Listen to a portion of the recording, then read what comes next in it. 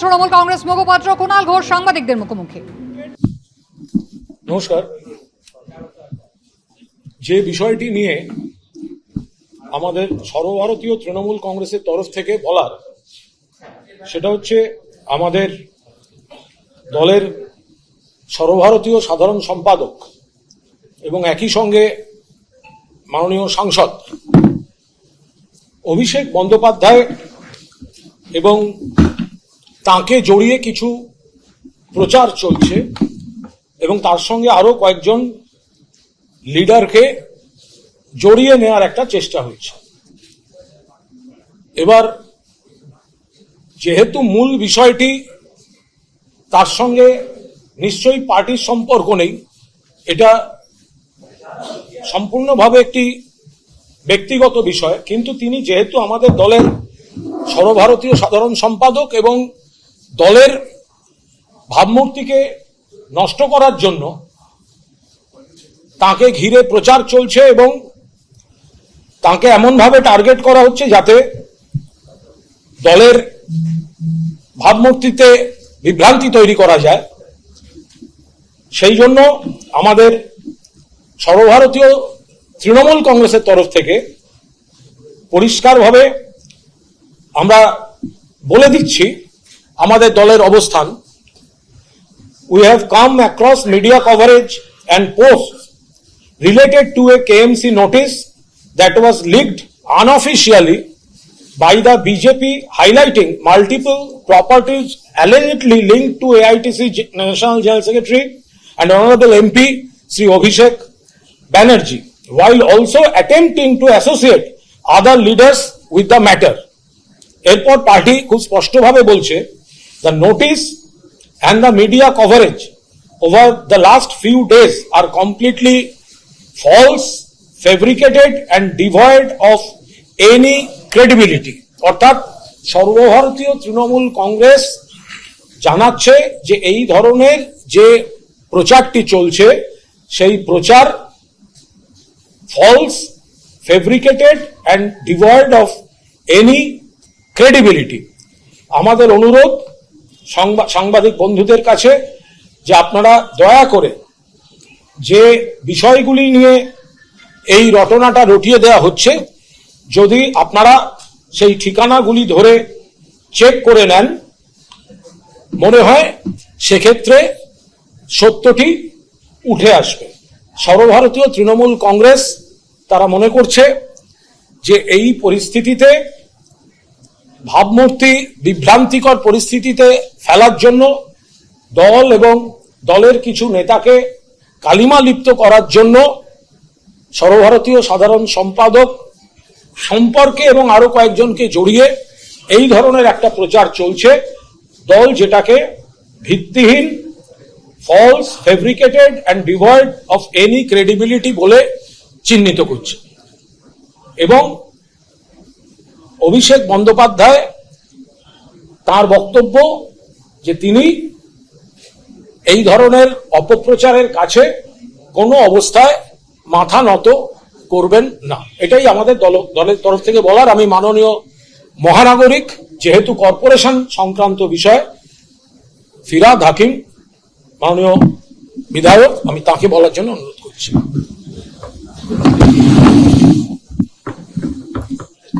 না, আমি স্পষ্টভাবে একটা কথা বলতে চাই যে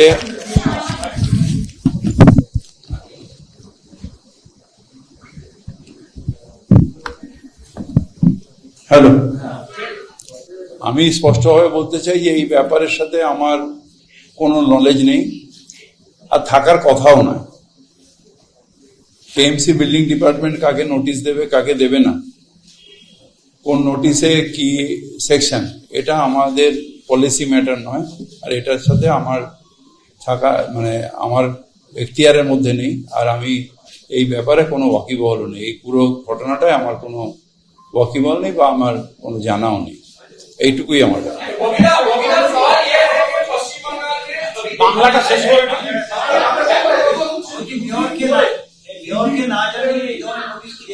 মেয়রকে জানানোর কথাই না। তার কারণ হচ্ছে নোটিশটা হচ্ছে বিল্ডিং ডিপার্টমেন্ট, কোন বিল্ডিং হচ্ছে না হচ্ছে রেগুলার ইয়ে করা মনিটরিং করা, সেই বিল্ডিং এর রক্ষণাবেক্ষণ, যত বিল্ডিং হচ্ছে কলকাতায় মেয়রের না না এটা এটা আমার এটা এটা আমার আমাকে জানানো হয়নি বা এটা আমার জানানোর কথাও না। একটা কথা বলি, দিন ধরে একটা কেএমসি লোগো লাগানো একটা তালিকা যেখানে প্রায় 16-17টা নাম ছিল, সেই একটা তালিকা ঢুকছিল। পাশাপাশি বড় 9 থেকে কয়েকটি বিল্ডিং এর জন্য নোটিশ পাঠানো হয়েছে। এই দুটো বিষয় তো আলাদা, এটা একটু আমার মতে যে তালিকা যেটা আছে সেটা আপনারা নিজেরা একটু ইনভেস্টিগেটিভ জার্নালিজম করে কার আছে অ্যাকচুয়াল সেটা কে সেটা আমার মনে হয় যে আপনারা নিজেরা একটু ভেরিফাই করে নিন।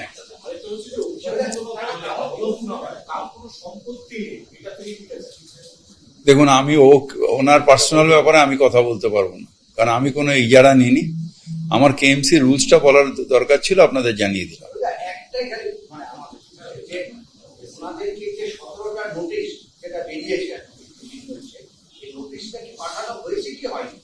এটা আমার জানা নেই, আমি বারবার তো বলছি এর সাথে আমার কোনো সম্পর্ক নেই, আমার জানাও নেই, এটা আমার জানার এও নেই, এখতিয়ার নেই। আমি যখন মেটিয়াপুরে যে বিল্ডিং পড়ে গেছিল তখনই আপনাদের বলেছিলাম যে কোনো ইলেকটেড রিপ্রেজেন্টেটিভ বা ইলেকটেড যারা হয় তারা পলিসি তৈরি করে। এক্সিকিউটিভ যে কাজটা, এক্সিকিউটিভ কাজটা, এই কাজটা কমিশনের আন্ডারে হয়, এটাই কেএমসি অ্যাক্ট। সুতরাং এই ব্যাপারে আমাদের এই রেগুলার ডে টু ডে কাজ, notice, stoppage of illegal building, নতুন বিল্ডিং স্যাংশন দেওয়া, এইটার মধ্যে জনপ্রতিনিধিরা থাকতে পারে না। যেরকম আমি এমএলএ হিসেবে, কুণাল এমএলএ হিসেবে কাকে জিএসটি নাম্বার দেওয়া হবে না হবে আমরা দেখি, বা যারা এমপি কে ইনকাম ট্যাক্স দিচ্ছে না দিচ্ছে সেটা কি এমপি দেখে? ঠিক সেইভাবে এটাও আমাদের এখতিয়ারের মধ্যে পড়ে না।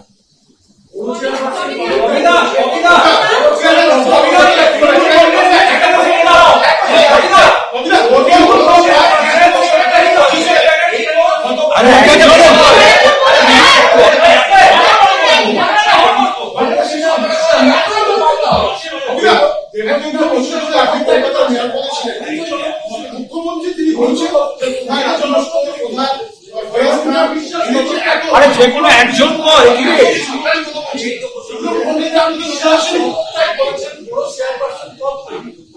জনপ্রতিনিধি উনি অভিযোগ করেছেন সংবাদ মাধ্যমের কাছে, ওনাকে ওই বিল্ডিং বিভাগের যে এক্সিকিউটিভ ইঞ্জিনিয়ার তাকে তার বিরুদ্ধে পদক্ষেপ নিতে বলা হয়েছিল দলের তরফে, তিনি তা অনৈতিক বলে করেছেন।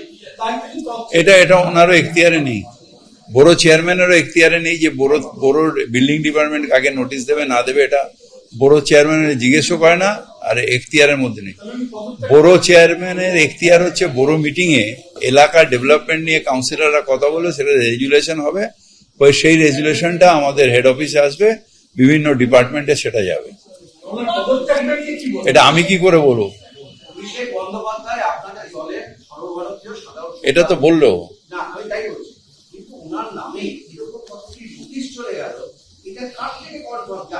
আমি একটা কথা বলবো, এখানে মাননীয় মহানাগরিক তিনি একটা পার্ট, তার যেটুকু বলার সেটুকু বলতে পেরেছেন।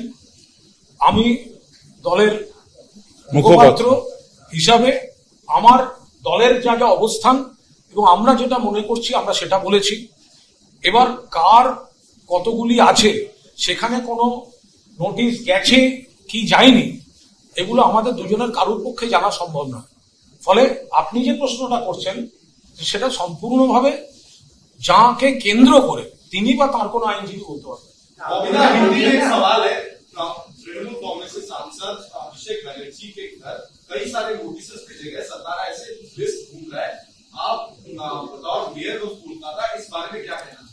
हमारे इसमें कोई कहना नहीं है, क्योंकि मेरे ये इख्तियार में भी नहीं है, और किसको नोटिस दिया जाएगा नहीं जाएगा ये मेयर और पूरा जो हम लोग जो ये क्या बोलते हैं इलेक्टेड रिप्रेजेंटेटिव है, हम लोग पॉलिसी मेकर है, इम्प्लीमेंटेशन हम नहीं करते हैं। कहाँ पर बिल्डिंग सैंक्शन हुआ, कहाँ पर सैंक्शन नहीं हुआ, क्या इलीगल हो रहा नहीं हो रहा, क्या, ये एग्जीक्यूटिव है और एग्जीक्यूटिव हेड है कमिश्नर। ये हमारे हाथ में नहीं है जो हम हर चीज में हस्तक्षेप करें, यार इसमें हमारा कोई जानकारी भी नहीं है, हमको मालूम भी नहीं था। क्या तृणमूल या आपके डिपार्टमेंट की तरफ से ये कहा जाए कि ये नोटिस जो सर्कुलेट हो रही है वासी है? ये तो आप जानते हैं, या हम कैसे सर्टिफाई करेंगे इसको।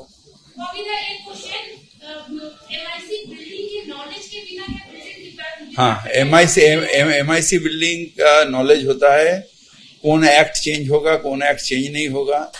MIC मीटिंग में जब आता है कोई गंभीर केस, तो उसको MIC मीटिंग में डिस्कशन करना ये होता है।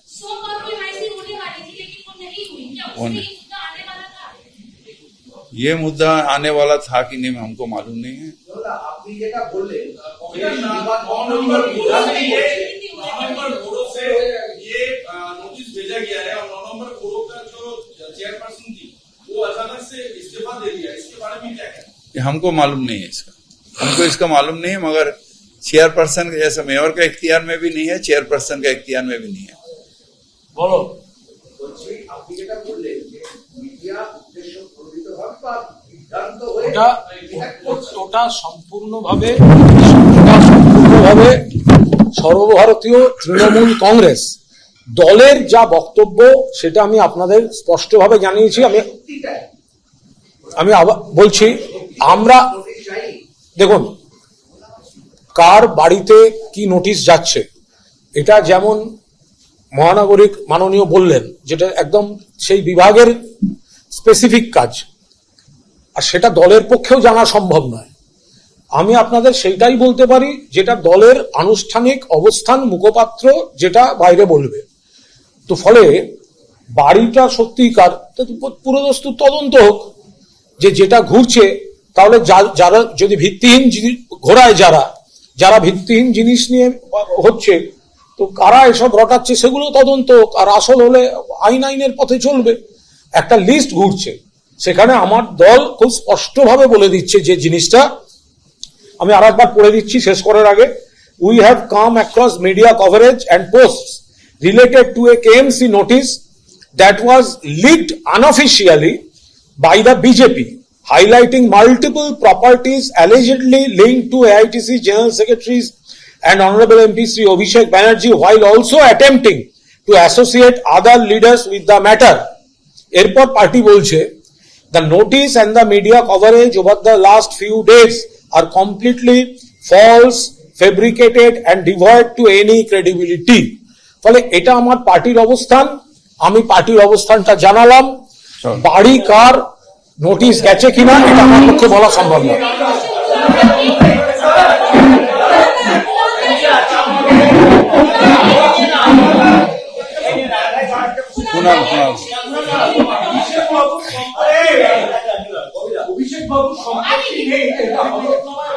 সেটা আচ্ছা, এক মিনিট কারুর হলফনামায় কি দেবেন সেটা তার বিষয়, সেটা আমরা বলবোই বা কিভাবে? এই বিষয়টা বাড়ি নোটিশ ইত্যাদি যার নাম জড়িয়েছে, he is the best person to answer. তার বাইরে আমাদের যা পার্টির সিদ্ধান্ত আমি সেটা বলেছি, আর মেয়র যেটা জানেন না সেটা মেয়র আপনাদের জানিয়ে দিয়েছেন। এর বাইরে আমাদের কিছু বলার নেই। আগে কমিশনারের সঙ্গে আপনাদের বৈঠকের কথা ছিল, কিন্তু সেটা বাতিল হয়ে গেছে। কমিশনার মেয়রের মধ্যে কি রকম গুরুত্ব দেখিয়েছে, মানে কোঅপারেশন নাকি থাকছে না।